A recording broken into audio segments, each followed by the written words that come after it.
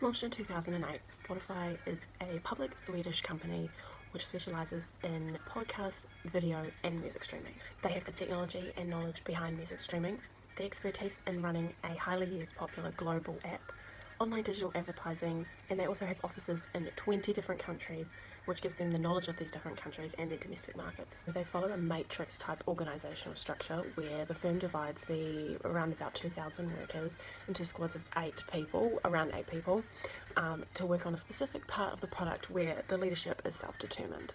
All of these squads are organised into a light matrix which they call a tribe. So this groups squads together to help support specific competencies and relevant to what they're working on. With this management structure, I believe they'll be able to adapt a merger or acquisition quite easily just because they believe in employee engagement and empowerment. Prior to now, Spotify has had quite a few alliances. We have Spotify times PlayStation, where it was called PlayStation Music. This enabled gamers to listen to their favourite tracks while gaming. Then we have Spotify times Adidas, where they had the app Adidas Go. This fused streaming music with fitness metrics, which worked out perfect for their customers, as people tend to listen to music while they work out. Spotify times Uber, where they launched a car music playlist. This offered personalised music during car rides booked through Uber. From all of these alliances that they've had, we can see that Spotify has a great appetite for alliances. Apple Music has partnered with Nike, a huge brand, Fiat, VW, Sony, and they also own Beats by Dre. Google Play Music is another one. They've also partnered with Samsung and YouTube, which are two other major players in their industries. Amazon Music Limited is another one, who have partnered with Audi and Porsche. From this competitive analysis, it seems that partnerships and alliances are necessary in the music streaming industry for survival. As these businesses only have an online presence, it's important that they partner with a firm who has an offline presence as well.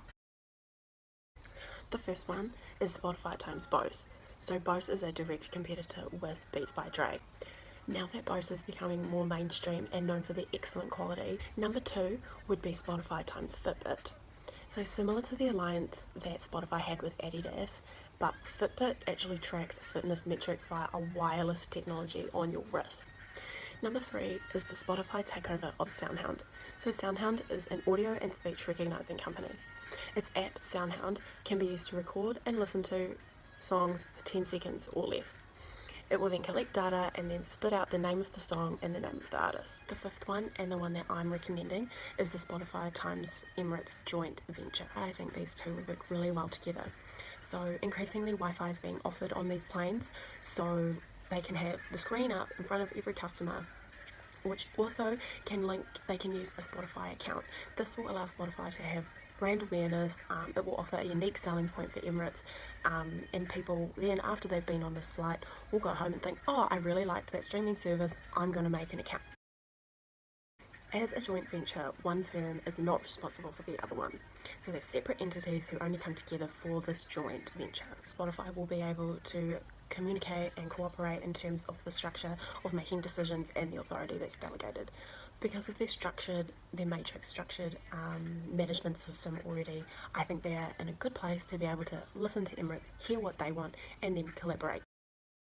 We need to make sure that we identify the strategic drivers for each firm. So we'll be doing this by using a strategic blanket where everyone fits into the joint venture. We'll then need to make sure that Spotify and Emirates both have respective values and resources. This will reduce the risk of one firm relying on the other party. Therefore, we'll be able to look for where the joint venture could produce greater value. Thirdly, we're going to define which activities are delegated out and whether they're operated jointly or separately. We're also going to make sure there's a win for both parties. So we're going to sign the deal with a strong personal relationship among leaders and influential contributors. Cultural agreements are going to be essential in this joint venture. Just because the management structures are so different, we're then going to predict the effect of the joint venture on the existing business activities. We're also going to need to manage conflict, like customer perceptions.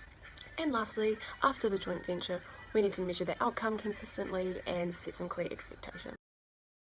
It's a new industry partnership which hasn't been done before by a music streaming company.